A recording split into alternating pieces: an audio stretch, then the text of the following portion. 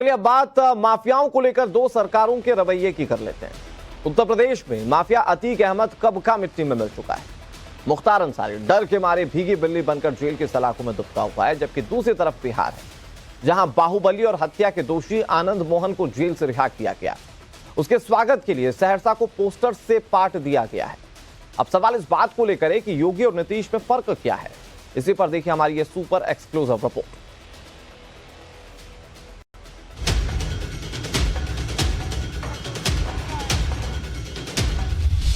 पवित्रता के साथ खिलवाड़ करने की चोट किसी को नहीं देगी।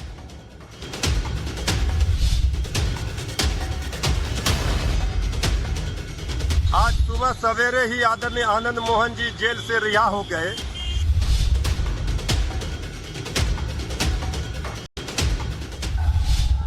नो कर्फ्यू, नो दंगा, यूपी में सब चंगा, रंगदारी ना फिरौती। अब यूपी नहीं है किसी की बपोती, अब माफिया नहीं, महोत्सव हमारी पहचान है।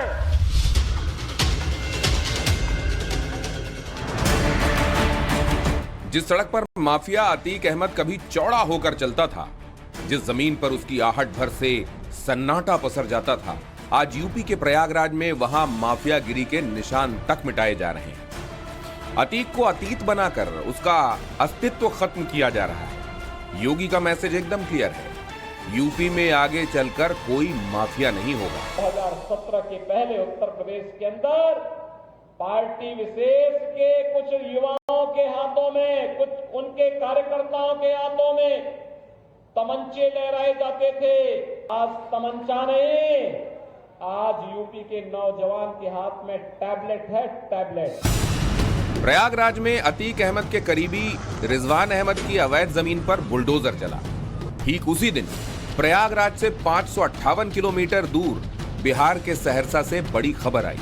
खबर यह कि बाहुबली आनंद मोहन को जेल से रिहा कर दिया गया। दो तस्वीरें देखिए और फैसले को खुद परखिए। एक सीएम सुशासन बाबू कहलाते हैं, मगर उनके सूबे में अपराधी शान से जेल से बाहर निकलता है। बाहुबली को शेर बताया जाता है, जबकि दूसरे मुख्यमंत्री हैं योगी आदित्यनाथ। यहां योगी को वोट मिलता है, मगर अपराध के सफाए पर, माफियाओं को मिट्टी में मिलाने के लिए।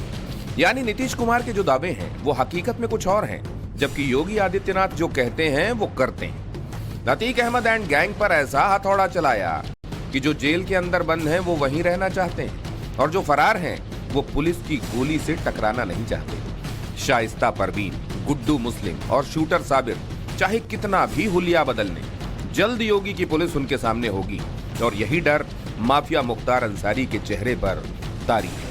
इसीलिए यूपी में अपराधियों पर लगाम लगाने वाले योगी की यूपी से बाहर भी चर्चा है। बिहार में भी उनकी डिमांड है। जो हमारे मुख्यमंत्री जी कहते उत्तर प्रदेश वाले कि मिट्टी में मिला देंगे, ये इसी तरह अपराधियों को लगातार मिट्टी में मिलाना पड़ेगा।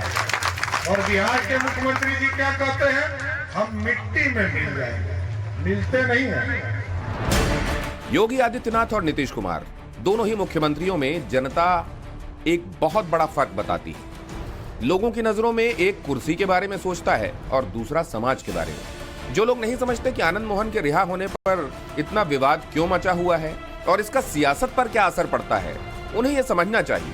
बाहुबली आनंद मोहन का वैशाली और शिवहर सीटों पर प्रभाव माना जाता है। इन दोनों ही सीटों पर पिछले 10 साल से बीजेपी जीतती आ रही है। ऐसे में सुखबगाहट यही है कि आनंद मोहन का जेल से रिहा होना राजनीतिक फायदे की कोशिश है। आज सुबह सवेरे ही आदरणीय आनंद मोहन जी जेल से रिहा हो गए। 15.5 वर्षों तक सजा काटने के बाद जेल में वो आज रिहा हुए हैं। ये खुशी की बात है। सारे नियम कानून कायदे के तहत उनको रिहा किया गया है। उस बाहुबली के लिए बिहार में जी और आदरणीय जैसे उपनाम तो बहुत छोटे हैं, जिसे जेल से रिहा करने के लिए नियम ही बदल दिए जाएं। ये नियम बदले गए वक्त से पहले रिहा करने के लिए, और 6:15 बजे बताकर 3 घंटा पहले ही छोड़ देने के लिए। यहाँ से आनंद मोहन आज सुबह सुबह यहाँ से निकले हैं।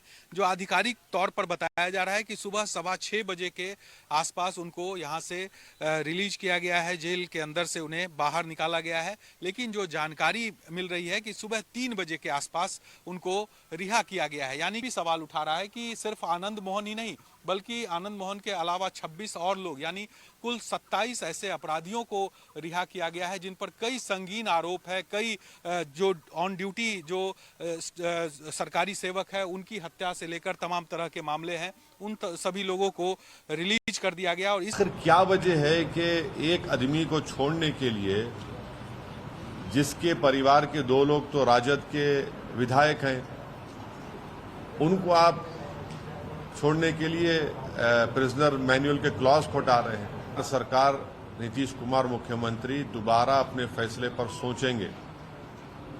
जो अपने आप को बड़ा दावा करते थे कि मैं करप्शन से, क्रिमिनलाइजेशन से कोई कॉम्प्रोमाइज नहीं करूंगा, आज आपने क्यों किया? ये फैसला आपने क्यों लिया? और राजद की पॉलिसी क्या है?